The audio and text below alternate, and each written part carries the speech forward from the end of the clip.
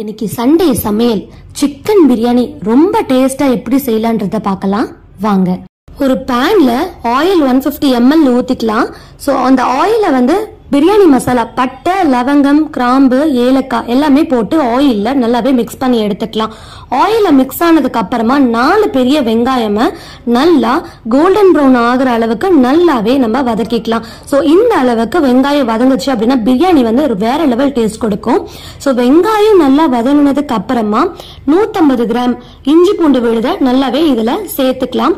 ஆயில நல்லா வதங்கினதுக்கு அப்புறமா சோ இஞ்சி பூண்டு வாசனை எல்லாமே போனதுக்கு அப்புறமா உங்களுக்கு 1/4 கட்டு புதினா 1/4 கட்டு கொத்தமல்லி அதையும் நம்ம நல்லாவே இதுல மிக்ஸ் பண்ணி எடுத்துக்கலாம்.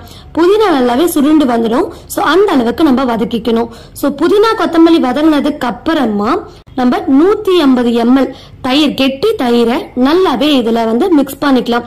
நம்ம கர்ட் போடுறதுனால பிரியாணி வந்து ரொம்ப டேஸ்டாவும் நல்லாவே சாஃப்டாவும் இருக்கும். சோ அதுக்காக நம்ம தயிர் சேர்க்கிறோம். 4 பெரிய தக்காளி 4 பச்சை மிளகாவை சேர்த்து நல்லாவே வதக்கி விட்டுக்கலாம்.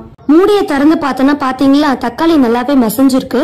இது கூட நம்ம 1 tablespoon red chilli powder add பண்ணிக்கலாம் and 1 tablespoon homemade garam masala நம்ம ஆட் பண்ணிக்கலாம். கரம் மசாலா ப்ரிப்பரேஷன் உங்களுக்கு தனியாவே இன்னொரு வீடியோ நான் உங்களுக்கு போஸ்ட் பண்றேன், அதில் நீங்க செக் பண்ணிக்கோங்க. மசாலா வேகிறதுக்காக நம்ம ஒரு 2 மினிட்ஸ் மூடியை போட்டு நம்ம வேக வைக்கலாம். சோ மூடியை திறந்து பார்த்தா மசாலா நல்லாவே மிக்ஸ் ஆகிருக்கு. அது கூட 1/2 kg சிக்கனை சோ இதுல நம்ம பரட்டி விட்டுக்கலாம். நம்ம 1/2 kg ரைஸ்க்கு 1/2 kg விட கூட நம்ம சிக்கன் போடணும், பிரியாணி இன்னும் நல்லா டேஸ்டாவே இருக்குங்க. சிக்கன் நல்லா ஒரு 5 மினிட்ஸ் வெந்ததுக்கு அப்புறமா அதுல 1/2 லெமன் எடுத்து நான் புளிய விட்டுக்கிறேன். சோ லெமன் புளிஞ்சதுக்கு அப்புறமா 1 கப் ஆஃப் பவுல் சோ நம்ம எடுத்திருக்க அரிசிக்கு அந்த மசாலா கேத்த அளவுக்கு நம்ம தண்ணி ஊத்தி ஒரு 5 மினிட்ஸ் நல்லா கொதிக்கிற அளவுக்கு நம்ம மூடியை போட்டு எடுத்துக்கலாம்.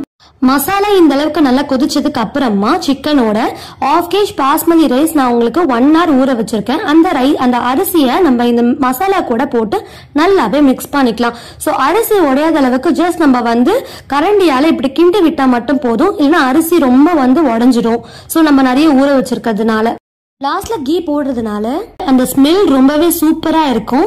சோ நீங்களும் இந்த மாதிரி பிரியாணி ட்ரை பண்ணி பாருங்க அரிசி உடையாம பிரியாணி எந்த அளவுக்கு சூப்பரா வந்திருக்கு. பீஸ் எல்லாம் பாத்தீங்கன்னா அவ்வளோ சாஃப்டா இருக்கு. லெக் பீஸ் பாருங்க எந்த அளவுக்கு வந்து வந்திருக்குன்னு சொல்லிட்டு நம்ம ஒரு பிளேட்ல சர்வ் பண்ணி சோ வீட்டுல இருக்கவங்களுக்கு கொடுத்தோம் அப்படின்னா அமிர்த மாதிரி சாப்பிடுவாங்க.